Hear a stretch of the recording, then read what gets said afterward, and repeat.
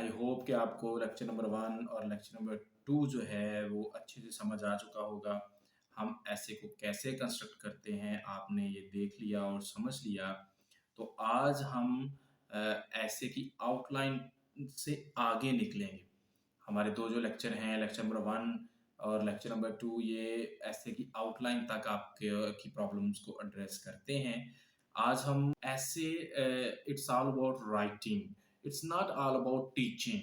ठीक है, हमारे जो उस्ताद थे उन्होंने हमें सिर्फ और सिर्फ लिख के ऐसे समझाया था, यानी हम लिखते थे तो वो हमें आगे से गाइड करते थे। तो मेरी ये रिक्वेस्ट है कि प्लीज़ प्रैक्टिस करें। अगर आप in true sense want to get success in this journey like CSS or PMS, then you must go for rigorous practice और आपको करनी चाहिए। तो मैं अगेन स्क्रीन शेयर करता हूँ अपने कंप्यूटर की आपके साथ, तो हम देखेंगे कि इंट्रोडक्शन, पैराग्राफिंग और कंक्लूजन हम कैसे लिखते हैं। ठीक है, और आपको सैंपल भी शेयर करवाऊंगा आपके साथ, देखेंगे कि हमने किस तरह वो लिखना है।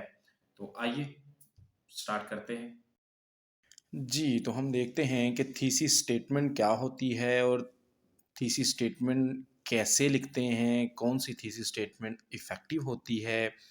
आज हम उ उन इसका जो है ना वो एनालिसिस करेंगे।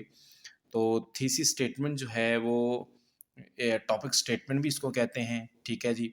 और it should be in one sentence. तो थीसिस स्टेटमेंट आपके ऐसे में आपका कंप्लीट स्टैंस है कि आपने जो टॉपिक सेलेक्ट किया है, आप उसके बारे में क्या राय देते हैं।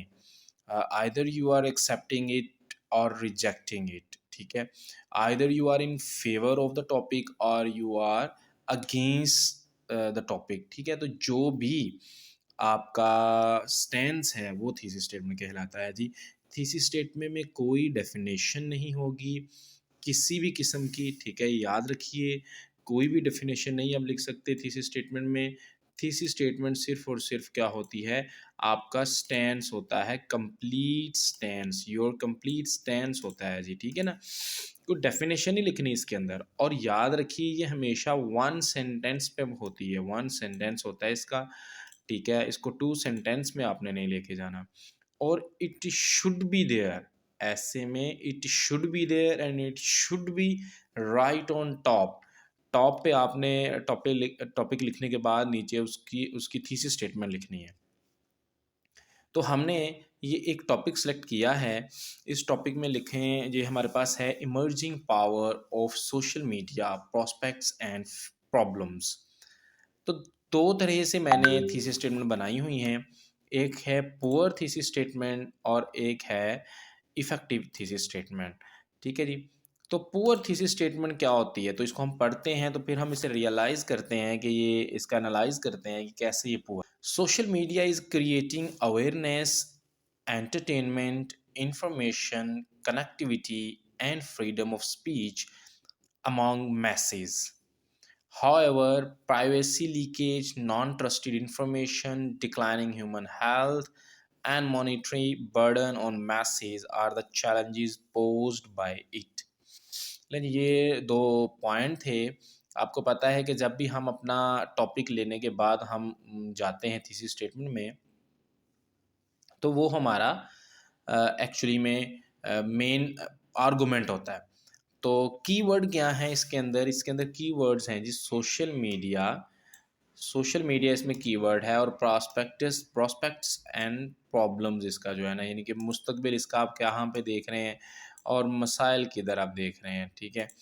तो चूँकि ये इमर्ज हो रहा है एक सोशल मीडिया ना, राइज हो रहा है इसका इस्तेमाल, यूजेज, ठीक है। तो पुअर थीसिस स्टेटमेंट वो थीसिस स्टेटमेंट होती है जिसके अंदर कैंडिडेट अपने पॉइंट्स वाज़े कर देता है। देखिए इसने लिखे हुए हैं अवेयरनेस, एंटरटेनमेंट, ठीक है जी, और इंफॉर्मेशन, ये तीसरा पॉइंट है इसमें, कनेक्टिविटी ये चौथा है, और फ्रीडम ऑफ स्पीच जो है ये पांचवा पॉइंट है इसके पॉजिटिव्स में। यानी इसका जो पर्सपेक्टिव है, इसका जो प्रोस्पेक्ट है वो बहुत, इसका जो फ्यूचर है वो बहुत ब्राइट है।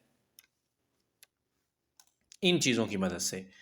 ठीक है, तो आगे देखते हैं जी, फिर इसके जो चैलेंजेस या प्रॉब्लम्स हैं वो हैं जी, प्राइवेसी लीकेज है इंसान की होती है, ठीक है, नॉन ट्रस्टेड इन्फॉर्मेशन जो है वो फॉरवर्ड होती रहती है, ह्यूमन हेल्थ जो है वो डिक्लाइन हो रही है because of I issues and the burden of information, तो उसको हैंडल करना मुश्किल हो रहा है, डिप्रेशन, तो मॉनिटरी बर्डन भी डेवलप होता जा रहा है because the purchase of Android mobile phones, internet, तो कनेक्टिविटी की वजह से।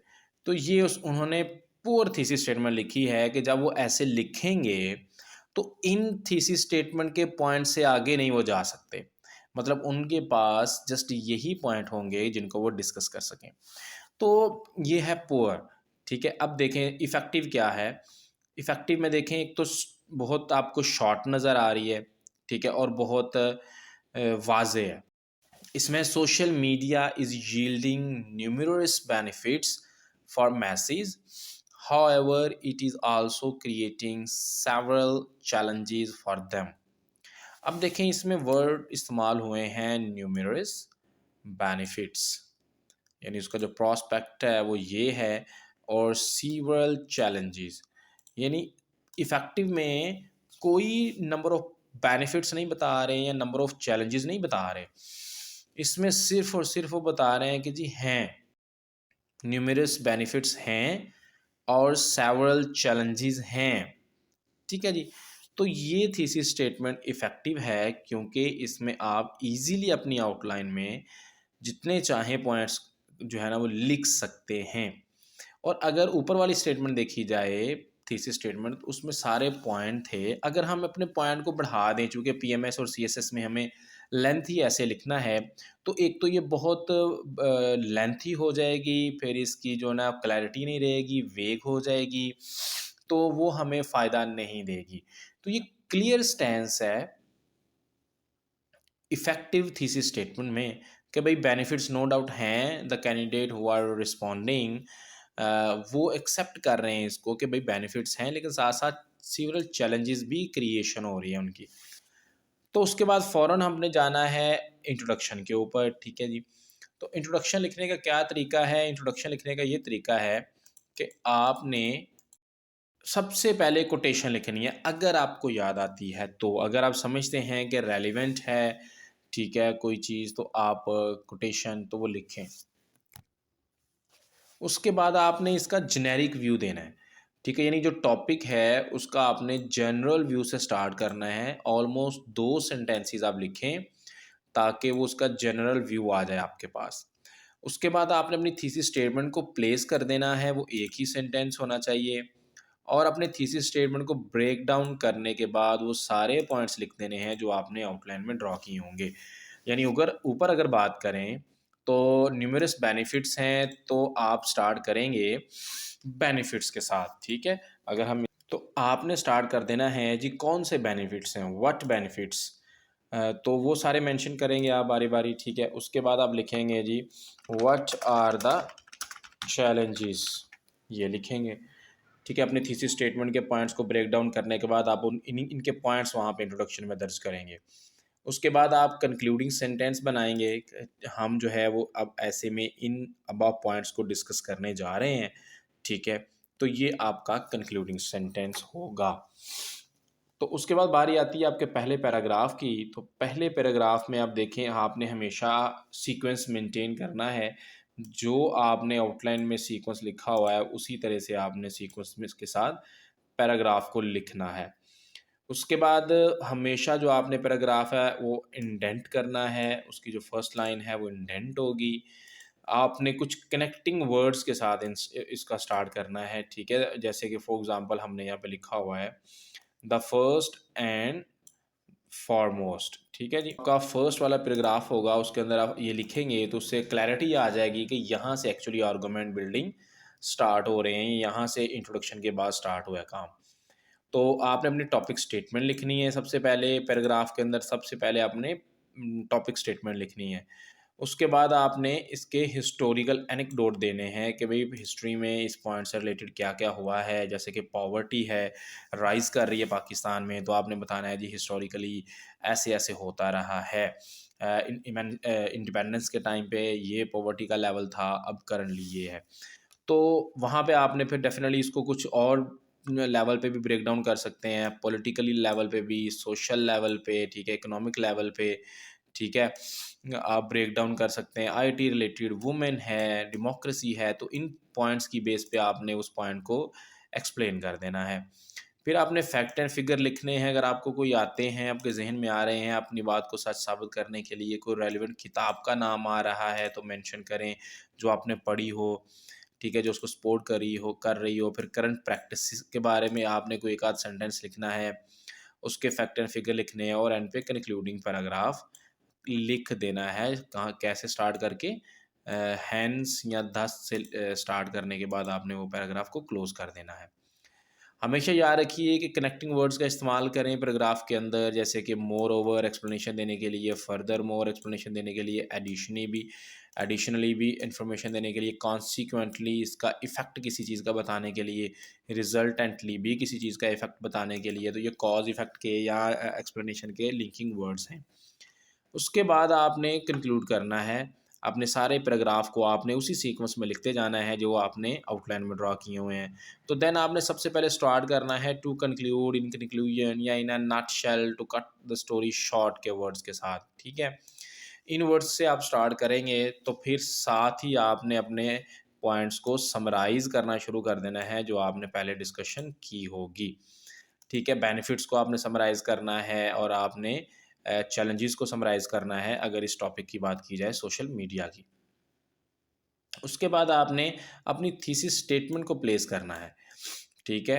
थीसिस स्टेटमेंट को प्लेस करते हुए आपने पॉज़िटिव नोट देना है। थीसिस स्टेटमेंट को पोज़ कर दिया, प्लेस कर दिया, उसके बाद पॉज़िटिव नोट देना है कि पाकिस्तान इस मैनेज से या इस प्रॉब्लम से छुटकारा हासिल कर सकता है क्योंकि पाकिस्तान के पास वसाइल मौजूद हैं। और एंड पे कोटेशन, ठीक है। अगर देखा जाए तो कंक्लूजन एक्चुअली इंट्रोडक्शन का रिवर्स होता है, ठीक है, और आपने उसका रिवर्स लिखना होता है। तो ये हैं पॉइंट्स जिन पे हमने अपने पूरे ऐसे को बिल्ड करना होता है, इंट्रोडक्शन, पैराग्राफ और कंक्लूजन। तो अब हम कुछ सैंपल देखते हैं ताकि हम उनसे थोड़ा-सा आइडिया ले सकें कि कैसे हम इंट्रोडक्शन वगैरह लिख सकते हैं। तो ये देखें जी, हमारे पास टॉपिक है crisis of good governance, need of reforms and institutional building.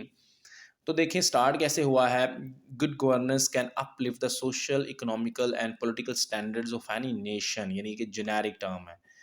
उसको लिंक किया है पाकिस्तान के साथ। उसने Pakistan is facing the dilemma of poor governance since its inception, यानी पहले उसने जनरल बात की कि गुड गवर्नेंस किसी भी कंट्री को अपलिफ्ट कर सकती है। उसके बाद उन्होंने कहा जी पाकिस्तान भी इससे इसके मसाइल का शिकार है, और फिर अपनी थीसिस स्टेटमेंट को प्लेस कर दिया है जो कि है there are various reasons which cause mal governance in Pakistan, however it can be eliminated with pragmatic measures at several levels of the state. ठीक है जी। उसके बाद उन्होंने अपने लेवल्स को जो भी है उनको एक्सप्लेन करना शुरू कर दिया है कि कौन सी वजूहात हैं पहले कि जिसकी वजह से गुड गवर्नेंस जो है वो मैल गवर्नेंस बनी है। द राइज इन ये वो फैक्टर्स हैं। अब देखें आगे उन्होंने कनेक्टिंग वर्ड का इस्तेमाल किया है मोर ओवर का, जिसमें vested interest of political parties, ineffective policies and lack of democratic culture are the hurdles in rising good governance in Pakistan। ठीक है जी। अब कह रहे हैं जी however practicing of meritocracy, accountability, strengthening of media and use of modern technology can uplift the standard of good governance in Pakistan। तो ये उन्होंने अपनी थीसिस स्टेटमेंट को ब्रेक डाउन करके उनके पॉइंट्स बता दिए कि आगे वो क्या एक्सप्लेन करने जा रहे हैं। ठीक है। कोटेशन इसमें उन्होंने नहीं लिखी हुई यहाँ पे क्योंकि उनको कोई रेलिवेंट नहीं मिली होगी। ठीक है, अगर आपको मिले तो टॉप पे आप लिखेंगे। ठीक है। उसके बाद देखें स्टार्ट किया हुआ है फर्स्ट पैराग्राफ को, the absence of transparency in institutions leads Pakistan towards crisis of good governance. ये टॉपिक स्टेटमेंट है। उसके बाद बयान किया हुआ है जी हिस्टोरिकली, हिस्ट्री से सारा बयान किया हुआ है। देखें फिर नैब के का रेफरेंस दिया है, फिर फैक्ट एंड फिगर आ गए हैं। ठीक है, फिर उसके बाद उन्होंने क्लोज कर दिया हुआ ये देखें 10 के साथ। Absence of transparency cost crisis of good governance in Pakistan. तो इससे आप एक और सेंटेंस भी ऐड कर सकते हैं जिससे आपका नेक्स्ट जो है वो पैराग्राफ उसकी कनेक्टिविटी शो हो जाए, ठीक है। उसके बाद इसका हम कंक्लूजन देखते हैं, ठीक है।